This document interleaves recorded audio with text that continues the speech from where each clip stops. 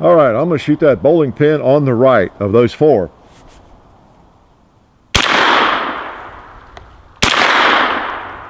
Huh.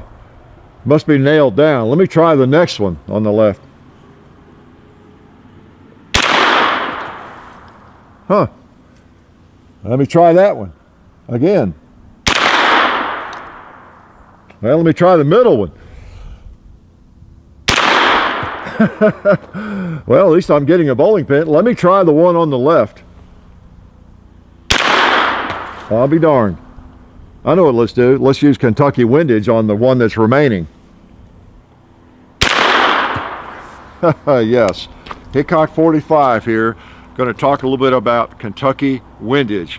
We appreciate you folks to the north up there in Kentucky allowing us to use Kentucky Windage. I should have worn the Kentucky hat again, right? So what is Kentucky Windage? Let me show you a little bit here. The sights on this rifle are off intentionally. I'm going to hold right in the middle of the cowboy. Watch this.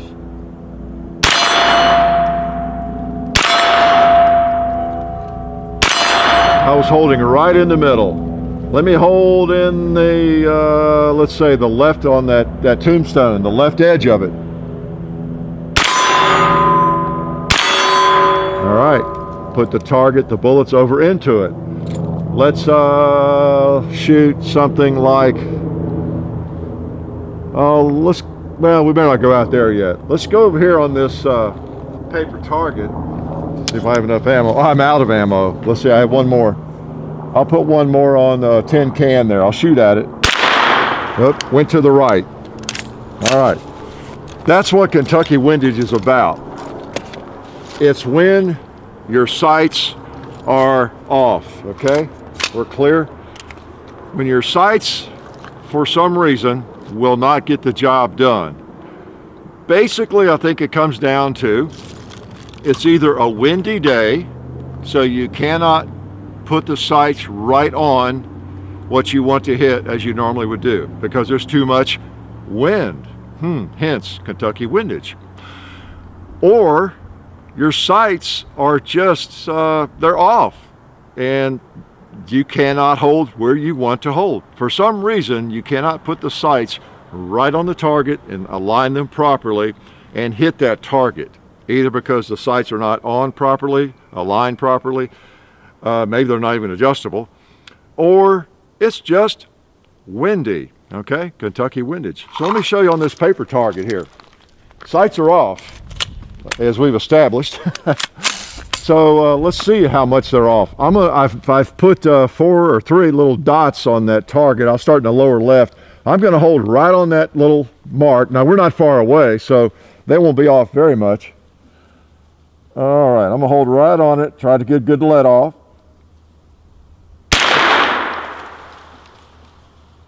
Let me do it again. All right, let me hold on the right one over there. Okay, they both went through the same hole to the right, a little bit low to the right. The one on the top.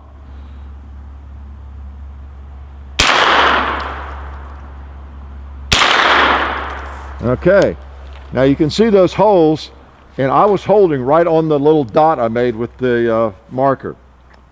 So at this distance, that's how far those sights are off. That's pretty much. And of course, because they've got an AR, you got the line of the bore below the sight. And if we go on out there some distance, then it'll even be high maybe. So that's factored in too. So the sights are off. Let's use a little Kentucky Windage. I know kind of how far the sights are off. And I'm just going to try to hit the orange bullseye now. Now I may not hit it, but I think I can get close. Using what? What am I using? You're right, Kentucky Windage. Even the people in Kentucky figured that out. So I need to hold a little bit to the left and high, don't I? Let's see if I can hit that orange. I would guess about right there. Let me do it again. Not enough.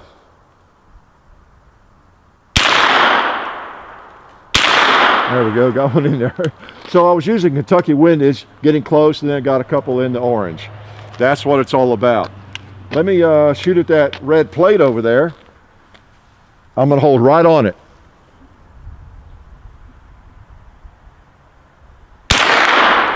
That went to the right, don't you imagine? Let me hold to the left of it. There we go.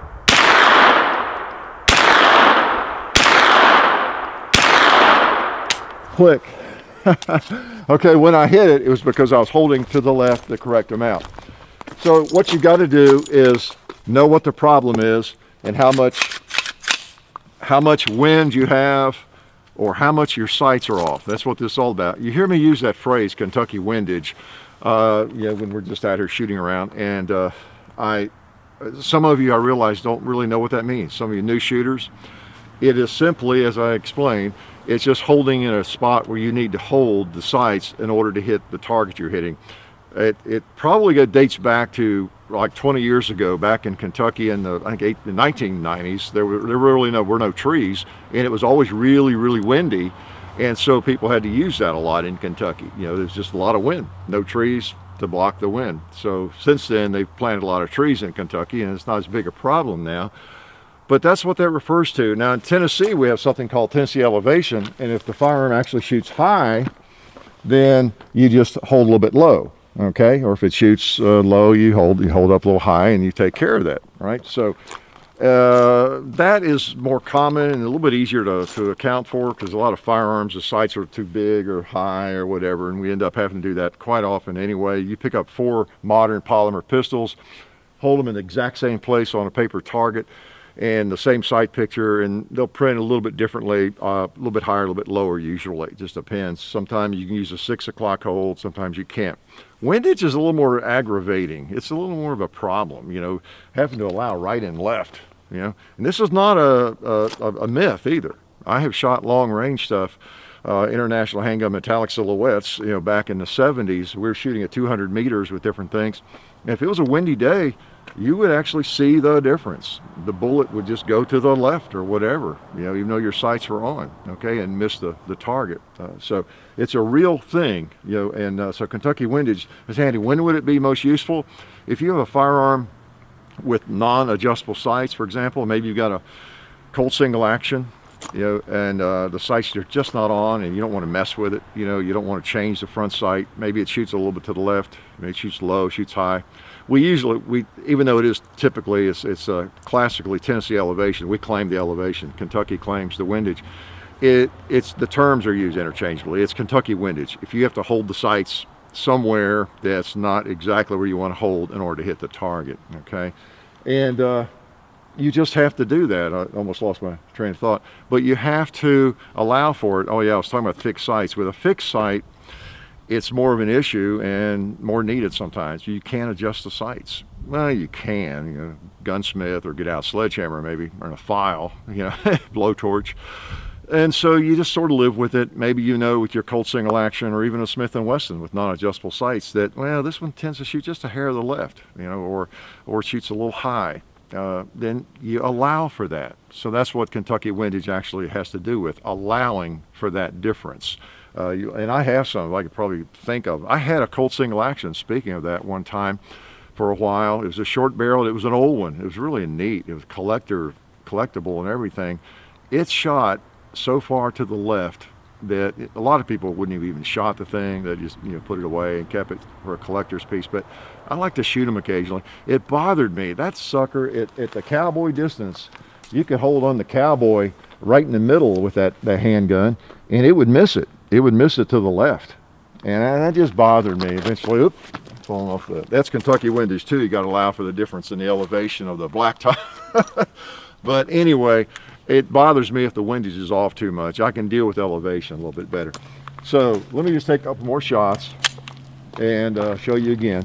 The sights are off here. The sights are way over to the right. I cranked them all the way over to the right intentionally, and I'm gonna hold right in the middle of the cowboy there that hadn't been shot.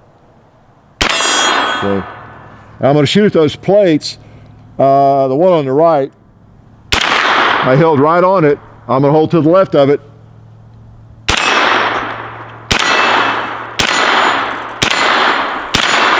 That's using Kentucky windage. I can hit every one of them. because I know I have to hold to the left of the target. I can even hit the gong. Okay. Now if I hold right on the gong, it's probably, I think it missed it. Now the gong is big enough, it might not totally miss. But that's what it's all about. Kentucky Windage. A lot of you, I know, are a little confused about it. I use that term a lot. And it just involves, you know, where you hold the sights and having to hold off a little bit in order to hit the target. You know, it's kind of counterintuitive. And it's not something that is fun, you know, it's kind of weird. You don't want to do it. It's a little bit like shooting from the hip, you know, literally in some ways, because you're having to hold somewhere you don't want the bullet to go. It doesn't make sense, does it? But you have to do it sometimes. And if you have adjustable sights, you want to go ahead and get them adjusted right, obviously. Now, if you don't have adjustable sights and it's a firearm you just kind of have to live with wherever it hits, maybe, then you just want to figure out, you know, where you need to hold in order to hit something, particularly at different ranges, okay? So Kentucky Windage, and we will forever be in Kentucky's debt because they have given us Kentucky Windage. We don't really pay tribute often enough to Kentucky for that. I mean, really don't. We're glad now they've got trees and it's not as big an issue up there. But thank you, Kentucky, for Kentucky Windage. Life is good.